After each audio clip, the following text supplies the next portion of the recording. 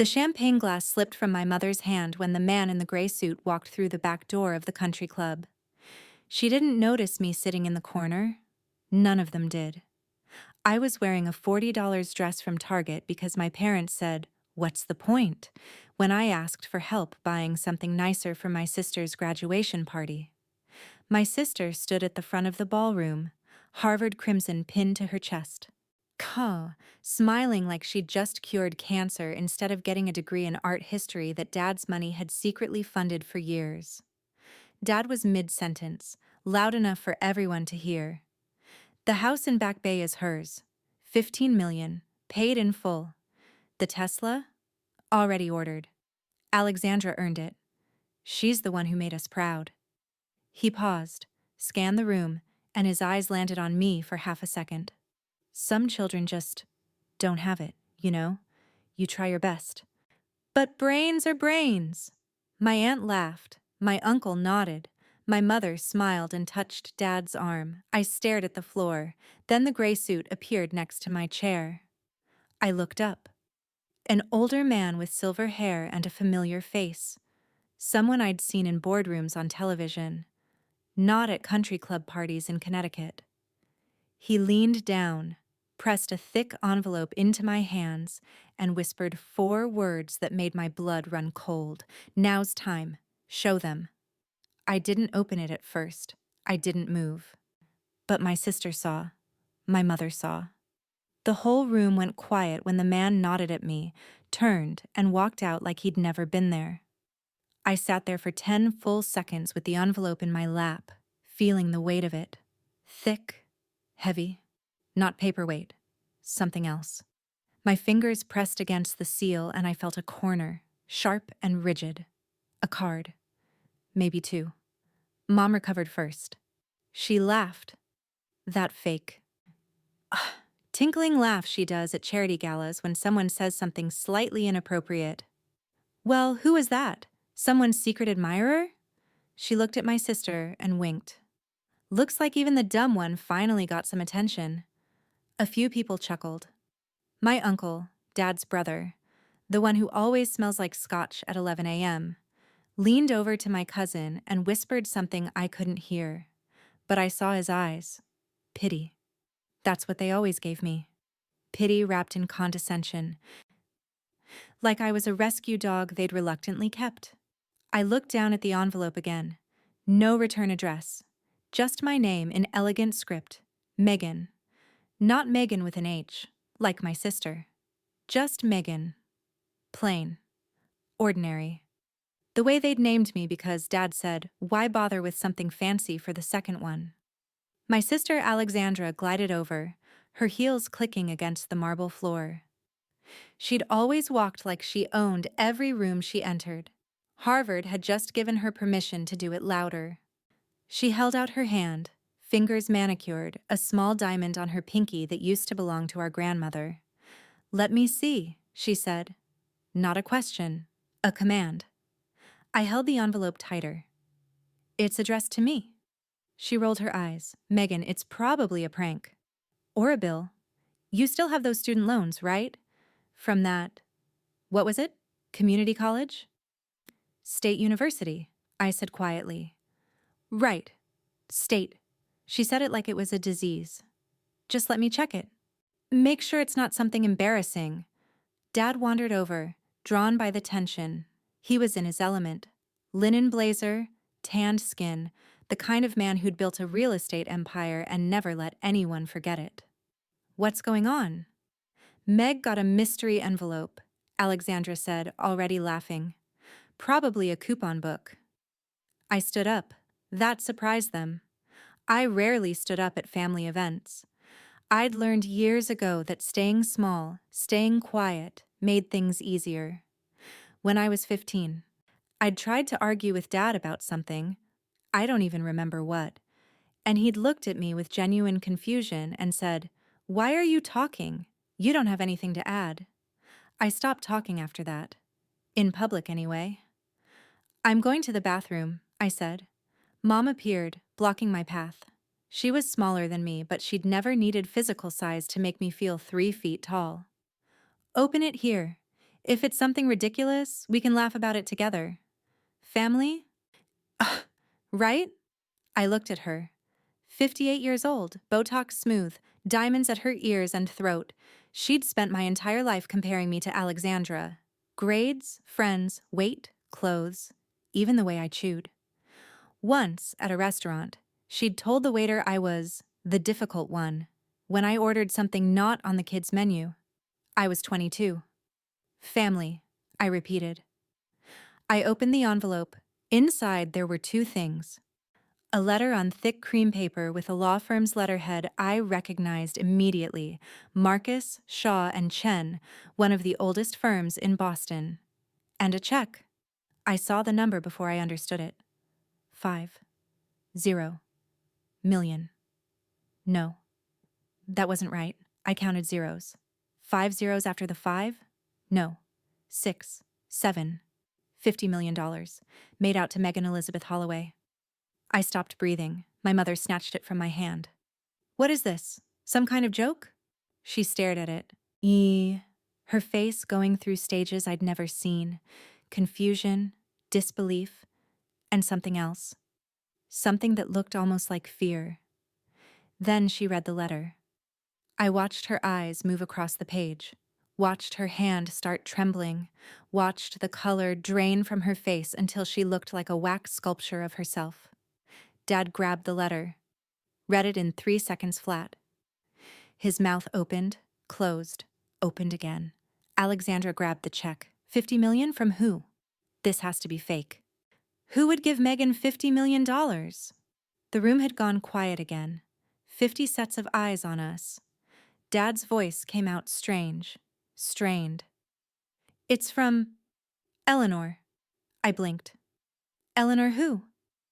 Your grandmother, Mom whispered. My mother. I stared at her. Grandma Eleanor died 10 years ago. I never even met her. You said she wanted nothing to do with us. Mom's face crumpled in a way I'd never seen. Not sadness, collapse. Dad grabbed my arm, hard. We need to talk, now. I pulled away. Let me see the letter. He hesitated. For 1 second, I saw something in his eyes I'd never seen directed at me before. Fear. I took the letter from my father's hand. My fingers felt numb, like they belonged to someone else.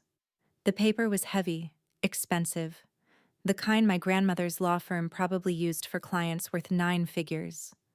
I wondered if anyone had ever used it for a granddaughter they'd never met. Dear Megan, if you're reading this, you're at least 25 years old. I'm sorry I couldn't be there to see you grow up. I'm sorry your mother made choices that kept us apart. But I've been watching from a distance your entire life. I know about the grades you never showed them because they would have laughed anyway. I know about the business you started at 19 that failed because you had no capital and no support. I know about the nights you cried yourself to sleep wondering why you weren't enough. You were always enough. You were just surrounded by people who needed you to be small. Everything I built, every deal, every property, every dollar, started because someone told me I couldn't have it. I recognized that fire in you. Even from 3,000 miles away, I recognized it. The enclosed check is yours. No conditions. No trust fund waiting period. No strings. It's been sitting in my accounts for 10 years, waiting for you to grow into it. Use it to become who you were always meant to be. Not who they told you to be, your grandmother, Eleanor Vance. I read it twice, 3 times. The room spun slightly, and I realized I'd stopped breathing again. I forced air into my lungs and looked up. My mother was crying. Not pretty crying. Ugly, mascara-streaked, can't-breathe crying. My father had his hand on her arm, but he wasn't looking at her. He was looking at the check in Alexandra's hand. My sister was still staring at the zeros. This has to be a mistake. Eleanor Vance? The Eleanor Vance? The one who built a billion-dollar company from nothing, I finished quietly. The one you all pretended didn't exist. Mom made a sound like an animal caught in a trap. You don't understand. There were reasons. She was difficult. She was my mother. Dad said suddenly. Everyone froze, including me. Dad never talked about his childhood. I knew he'd grown up poor, the kind of poor he'd spent 40 years running from. I knew his parents were dead. That was it. Every time I'd asked, he'd changed the subject or left the room. She disowned me, he said quietly. When I married your mother, said I was choosing this? He gestured vaguely at the room, at the country club, at the life he'd built.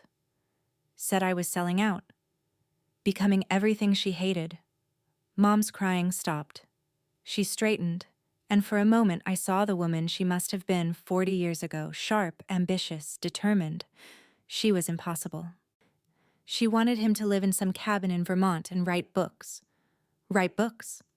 Like that was a real life. She was right, I said. The words came out before I could stop them. 3 words. Simple. True. My father looked at me like I'd slapped him. You don't know anything, he said. You don't know what it was like, growing up with nothing. Watching her give money away to every cause, every stranger while we ate government cheese. She didn't care about us. She cared about being right. She cared about me, I said. From 3,000 miles away, she cared enough to watch, to know about the business that failed, to know about the nights I cried. I looked at my mother. You told me she wanted nothing to do with us. You told me she was cold, heartless, that she'd cut your father off from his own mother. You lied. Mom's face hardened. I protected you. From what? From someone who would have loved me? Alexandra stepped forward. The check still in her hand. Okay, let's all calm down. This is a lot, but Megan, you can't possibly think you should keep this. I mean, $50 million? That's not... You don't know how to handle money like that. You work at a coffee shop. I looked at my sister. Really looked at her. The perfect hair, the perfect dress, the Harvard degree she'd gotten with our parents' money and connections. The life she'd been handed while I scraped and struggled and cried alone in my apartment. I manage the coffee shop, I said quietly. I've increased revenue by 40% in 2 years. I handle payroll, inventory, hiring, and vendor negotiations. I did all that with a state university degree, and no help from anyone. Alexandra blinked. Dad cleared his throat. Megan, let's be reasonable. That kind of money, it changes things. It changes people. You're not ready for this. We should talk about it. As a family. Like we talked about my college fund? I asked. Silence. You told me there wasn't enough money for me to go to a 4-year school. You said I'd have to start at community college and transfer. But I found the statements, Dad. I saw the money you pulled out of my account to pay for Alexandra's study abroad program in London. My mother's face went pale again. You stole from me, I said. $16,000. Money I'd saved from babysitting, from summer jobs. From every birthday check I ever got. You said it was for family expenses. But I saw the payment to the program. I saw your name on it. Dad's jaw tightened. That was different. Alexandra had an opportunity. You would have wasted that money on what? Food? Rent? A future? I turned to Alexandra. She was still holding the check. My check. Give it to me, I said. She clutched it tighter. Megan, I'm just trying to... Give it to me. My voice didn't sound like mine. It was calm. Cold. The voice of someone who had nothing left to lose. She handed it over. I folded the check carefully, placed it in my purse, and looked at my family. At the mother who'd lied. At the father who'd stolen. At the sister who'd taken everything and called it her right. I'm going to leave now, I said. I'm going to go home, and I'm going to think about what just happened. Tomorrow, I'm going to call the law firm and verify this check. And then I'm going to decide what comes next. My mother stepped forward. Megan, please, we can fix this. You can't fix 40 years, I said. But you can start by telling me the truth. All of it. About my grandmother. About why she really disappeared. About what you did. I walked toward the door. No one stopped me. Behind me, I heard my sister's voice. What are we supposed to tell everyone? I didn't answer. I didn't sleep that night. My apartment was small, a one-bedroom in a building with unreliable heat and neighbors who fought at 3 a.m. I'd lived there for 4 years, telling myself it was temporary, that someday I'd find a way out. The walls were thin enough that I could hear the woman next door crying sometimes. I never knocked. I figured if she wanted company, she'd ask. I sat on my secondhand couch with the check on the coffee table in front of me, $50 million, even after 12 hours. The number didn't feel real. I kept waiting for someone to call and say it was a mistake, a prank, a delusion I'd manufactured in my exhausted brain. At 9 a.m., I called the law firm. The receptionist transferred me to a partner named Margaret Chen. Her voice was warm but professional. The kind of voice that had spent decades delivering bad news and good news with the same steady calm. "Miss Holloway," she said, "I've been waiting for your call. It's real? It's real. Your grandmother established the bequest 15 years ago with instructions that you receive it on your 25th birthday or upon her death, whichever came later. You turned 25 last month?" "Yes." "She would have wanted to be there. She spoke of you often." I gripped the phone tighter. "I never met her. My mother said she didn't want to know us." Margaret was quiet for a moment. "Your mother said many things, I imagine. Would you like to hear the truth?" I spent the next hour on the phone while Margaret Chen told me about Eleanor Vance, about the woman who'd grown up in poverty and built a real estate empire from nothing, about the son she'd adored, my father, and the woman he'd chosen, about the things my mother had said, the accusations she'd made, the lies she'd spread to force a choice. "She didn't disown your father," Margaret said. "She gave him an ultimatum, yes, but she left the door open for years. He never walked through it, and when you were born, both of you, she tried. She sent letters, gifts. Your mother returned them unopened." I thought about the boxes in my parents' attic. The ones I'd been told contained old tax documents, the ones my mother always made sure were locked. "She watched you from a distance," Margaret continued. "She hired a private investigator every year to photograph you at school, at birthday parties, at events. She had albums, Miss Holloway, filled with pictures of you. She knew your teachers' names, your friends' names, the books you checked out from the library." Tears burned my eyes. Why didn't she just come? Why didn't she fight? "Because she believed that forcing herself into your life would cause more damage than staying away. She hoped, prayed, that one day you'd come looking for her. She left a trail, but your mother was very good at covering it."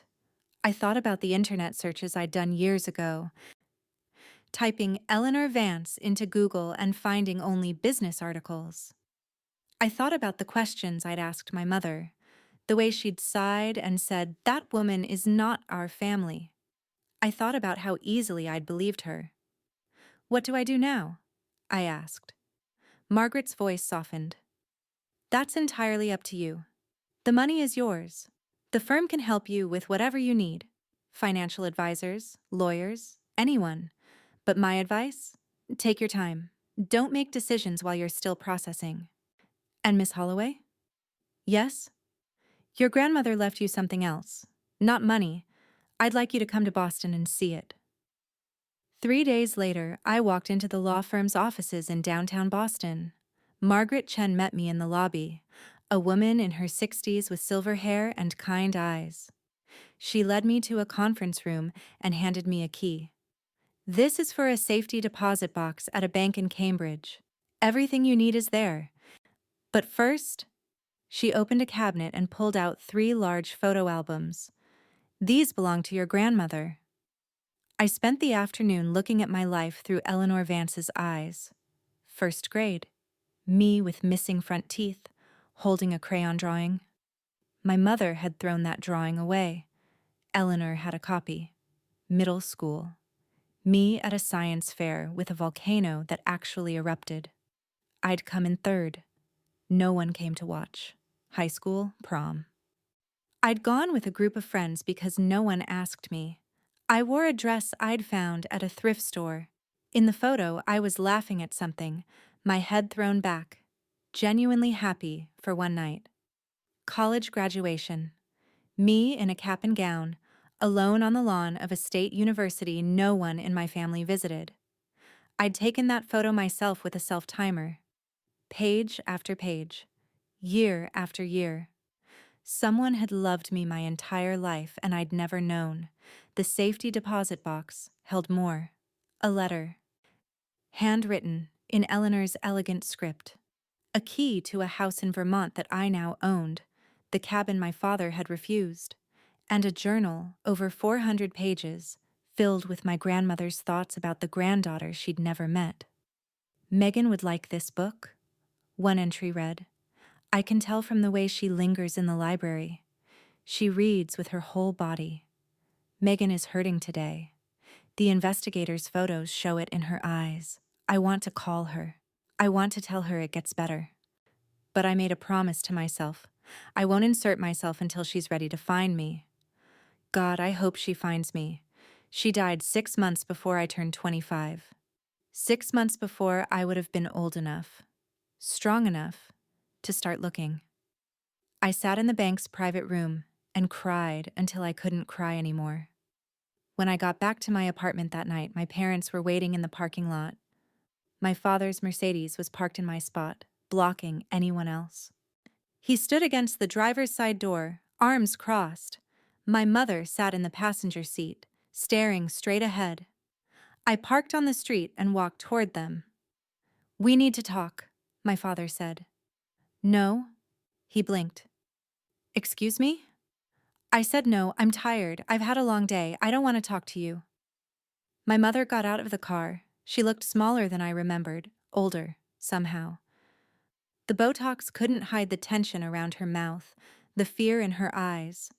Megan, please, we made mistakes. We know that now, but we're still your parents. You can't just...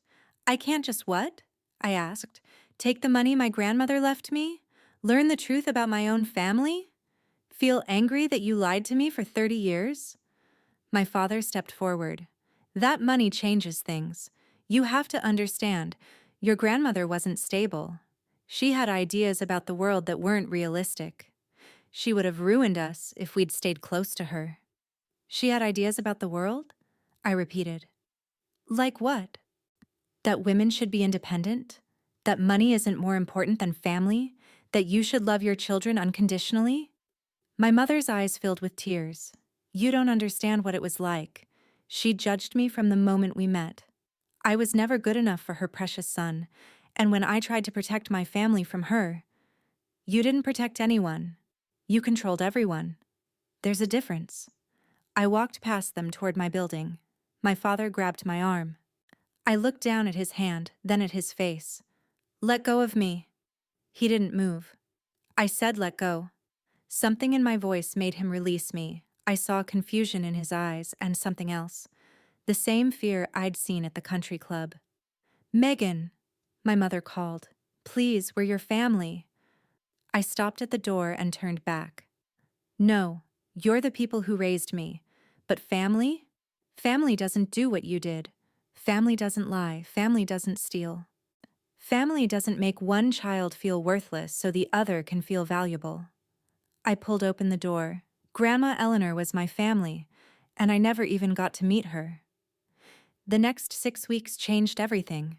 I didn't touch the money at first. I went to work. I made coffee. I did payroll. I came home and read my grandmother's journal, page by page, learning who she was through her own words. She was sharp, funny, impatient with fools. She'd grown up in a family that told her she'd never amount to anything, and she'd spent 70 years proving them wrong. I started to understand why my mother hated her. They were the same person. Both women who'd fought their way up from nothing. Both women who'd married men they could control. Both women who saw the other as a threat. The only difference was that my grandmother had chosen to love me from a distance, and my mother had chosen to love only one daughter up close. Margaret Chen introduced me to a financial advisor named David. He was young, smart, and didn't treat me like I was stupid when I asked basic questions about investments and taxes. We set up meetings with wealth managers, real estate advisors, and a lawyer who specialized in philanthropic foundations. "Your grandmother had ideas," David said one afternoon. "She left instructions. But, ultimately, it's your money. You get to decide." I thought about that. About what it meant to have $50 million and no one telling me what to do with it. The first thing I did was buy the coffee shop. My boss, a tired man in his 60s named Frank, who'd been trying to retire for 5 years, almost cried when I made the offer. Above market value, cash, close in 30 days. "Why?" he asked. "You could buy any coffee shop. You could buy 100 coffee shops." "Because this one is mine," I said. "And I'm not done with it yet." The second thing I did was hire a private investigator, not to follow my family, to find out more about my grandmother. I wanted to know everything: the businesses she'd built, the people she'd helped, the causes she'd cared about. The investigator, a woman named Rosa with sharp eyes and a gentle voice, came back with files, boxes of them. Eleanor Vance had given away millions during her lifetime, to women's shelters, to scholarship funds for first-generation college students, to legal aid organizations that helped families facing eviction. She'd done it quietly, often anonymously, never wanting credit. She believed in second chances, Rosa said, but she also believed in accountability. There's a pattern in her giving. She'd fund organizations that helped people help themselves. No handouts, just ladders. I thought about the coffee shop, about the employees I had, single moms, college kids, older workers who couldn't find jobs elsewhere. I thought about what a ladder looked like. The third thing I did was hire a lawyer, not for me, for my grandmother's estate. There were questions about the money my father had taken from my account years ago, about whether my parents had known about Eleanor's wealth and hidden it intentionally, about whether there were legal consequences for what they'd done. My lawyer, a sharp woman named Patel, laid it out simply. "The statute of limitations on the stolen money has likely passed. But if they actively prevented your grandmother from contacting you, if they intercepted communications or misrepresented her intentions, that's different. That's interference with inheritance. That's fraud." I sat with that for a week. I thought about the letters my grandmother had sent, the gifts, the attempts. I thought about my mother's locked attic boxes. Then I made a decision. I invited my family to dinner. Not at my apartment, at a restaurant. A nice one, in the city, where we'd have to be civil because other people were watching. I sent the invitation by email, formal, cold. The kind of invitation you send to business acquaintances you don't particularly like. My mother responded within an hour. My father responded the next day. Alexandra didn't respond at all, but she showed up anyway. They were all there when I walked in, sitting at a round table near the window, dressed in their best clothes, looking like a magazine spread about wealthy Connecticut families. My mother wore pearls I'd never seen. My father had a new watch. Alexandra's hair was different, lighter, blonder, like she'd spent a small fortune on highlights. I sat down, ordered water, looked at each of them in turn. "Thank you for coming." My mother smiled, that fake smile I knew so well. "Of course, sweetheart. We're family. We always—" "Before we order," I interrupted, "I want to talk about a few things. And I want you to listen without interrupting. Can you do that?" My father's jaw tightened, but he nodded. I pulled out a folder from my bag, opened it. Inside were copies of letters, dozens of them, dating back 30 years. These are letters my grandmother sent to me, birthday cards, Christmas cards, notes about my school plays and my science fairs. She knew about all of it because she hired someone to watch. But these letters, I slid them across the table. They never reached me. They were returned to sender. Every single one. My mother stared at the letters like they were snakes. The return address on these, I continued, is not my grandmother's address. It's a post office box in Connecticut. Someone redirected them. Someone made sure I never saw them. Silence. Did you do it? I asked my mother. Or did you hire someone? My mother's lips pressed together. Her eyes darted to my father. It was both of us, my father said quietly. I looked at him. Really looked. For the first time in my life, he wouldn't meet my eyes. We thought it was for the best, he continued. Your mother, she had ideas. She would have filled your head with what? Love? Support? Belief in me? My father's face reddened. With ideas about money, about success, about the kind of life that isn't realistic for most people. You mean the kind of life you wanted for yourself? The one she offered you and you refused? He didn't answer. Alexandra spoke for the first time. Megan, this is a lot. But you have to understand, Mom and Dad were trying to protect us. Grandma Eleanor wasn't. She wasn't stable. She had these extreme views about— What views? I asked. That women should be independent? That money should be used to help others? That family matters more than status? Alexandra's mouth opened, then closed. I reached into the folder again, pulled out another document. This one was a bank statement dated 18 years ago. In addition to the money Dad took from my account, I said, there were other withdrawals, smaller amounts over time, a few $100s here, 1,000 there, total over 15 years, approximately $47,000. Money from a trust my grandmother set up for me when I was born. My mother's face went white. She set up trusts for both of us, I said. Equal amounts. Yours, Alexandra, was used for Harvard, for study abroad, for the life you've lived. Mine was— I looked at the statement. Withdrawn in cash. Used for what exactly? Vacations? Renovations? The new Tesla? My father stood up. This is ridiculous. We're not going to sit here and be accused of— Sit down, Dad. He stared at me. I stared back. Sit down. He sat. Here's what's going to happen, I said.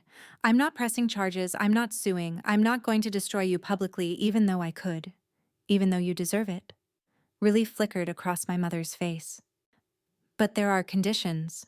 I pulled out 3 envelopes, identical, plain, each one with a name written in my handwriting. First, you will each write me a letter, a real letter, explaining why you did what you did. No excuses. No justifications.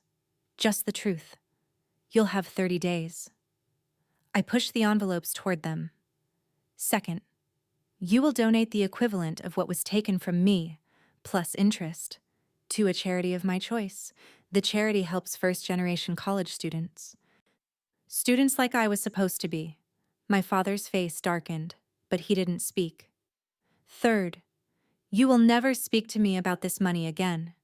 You will never ask me for anything. You will never tell anyone else what to do with what's mine. If you can't do that, if you try to manipulate me, guilt me, or control me in any way, I will walk away, and you will never see me again. I stood up. I'm not going to eat with you tonight. I don't want your apologies. I don't want your tears. I want the truth. And I want you to leave me alone until I have it. I left the envelopes on the table, walked out of the restaurant, didn't look back. In the car, I sat for a long time with my hands on the wheel, shaking. Not from fear, from something else. From the weight of finally, after 30 years, saying what needed to be said. Before I tell you what happened next, tell me in the comments where you're watching from. If you've ever been treated like this by family, hit like and subscribe. Because this story proves what happens when you stop staying silent. 30 days came and went. My mother's letter arrived first. exactly 1 week after the dinner. It was 12 pages long, handwritten, the script shaky in places where tears had smudged the ink. She told me about her own childhood, the father who drank, the mother who looked the other way, the desperate climb out of poverty that had taught her that money was the only thing that kept you safe. She told me about meeting my grandmother, about the instant dislike between them, about the fear that Eleanor would take my father away, would make him into someone my mother couldn't control or understand. I was jealous, she wrote, not of her money, of her freedom, of the way she looked at the world like it belonged to her. I wanted that for myself, but I didn't know how to get it. So I tried to make sure you didn't want it either. If I couldn't have it, neither could you. I'm not proud of that. I'm not proud of a lot of things. But that's the truth. Take it or leave it. My father's letter came on day 29. 2 sentences. Typed. No salutation. I was afraid you'd succeed where I failed. I should have been proud instead. That was it. Alexandra never sent anything. I read the letters 3 times each, then put them in a box with my grandmother's journal and the photo albums. I didn't know yet what I felt about them. Maybe I never would. The money from the charity donation arrived a week later, a cashier's check for $94,000, the original amount plus interest calculated over 18 years. I donated it to a scholarship fund for first-generation college students at my state university. They named it the Eleanor Vance Opportunity Grant. I asked them not to use my family's name anywhere. The coffee shop expanded. We opened 2 more locations, then 3. I hired managers I trusted, paid them well, gave them ownership stakes. Frank came out of retirement to consult, showing up twice a week to drink coffee and talk to customers like he'd never left. I bought the cabin in Vermont. It was smaller than I expected. 3 bedrooms, a stone fireplace, woods behind it that went on for miles. My grandmother's furniture was still there. Her books, her photographs. In the bedroom closet, I found a box labeled Megan in her handwriting. Inside were more letters she'd written but never sent. Letters about her day, her thoughts, her hopes. Letters to a granddaughter she'd loved but never held. I spent a month there that fall, reading, walking, learning to be quiet in a different way. Not the quiet of shrinking, the quiet of listening to myself for the first time. My parents called occasionally. I answered sometimes. We talked about weather, about health, about nothing. They never asked about the money. I never offered. Alexandra and I haven't spoken since that dinner.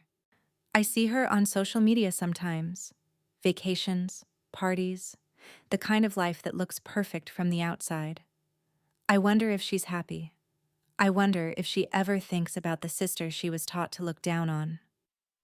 I wonder if she knows that the trust fund our grandmother left her, the one our parents hid from both of us, is still sitting there, untouched, waiting for her to grow up enough to claim it.